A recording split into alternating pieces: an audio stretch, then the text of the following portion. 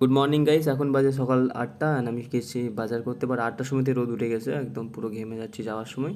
বাজার ঢুকে দেখছি নর্মালি সেরকম ভিড় ছিল না, নর্মাল কিছু একটা ভিড় ছিল। তো একটু সবজি কিনে তারপর যাচ্ছিলাম কিছু ফল টল কেনার জন্য। তো এখানে দেখছিলাম একজন কাকু শসা অ্যান্ড পেয়ারা নিয়ে বসে আছে, তো তার কাছ থেকে নিয়েছিলাম। তো বলছিল কত দাম, বলছিল 60 টাকা কেজি।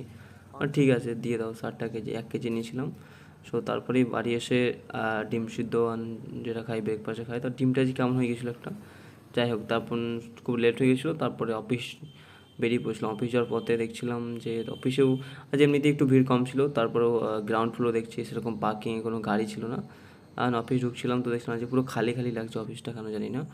তারপর আমি ভাবতাম প্রতিদিন জিম যাওয়ার সময় তো এটা এই ঠাকুরটা তুলবো, বাট ফটোতে আসে না, তো একদম ক্লিপটা নিলাম। তারপর জিমে গিয়ে ওয়ার্কআউটটা শেষ হয়ে দেখছিলাম একটু বডি কন্ডিশনটা কী আছে, অ্যান্ড তারপর কন্ডিশনটা দেখার পর আমি চলে গেছিলাম বাড়ি। অ্যান্ড গুড নাইট, পরে বলোকে দেখা।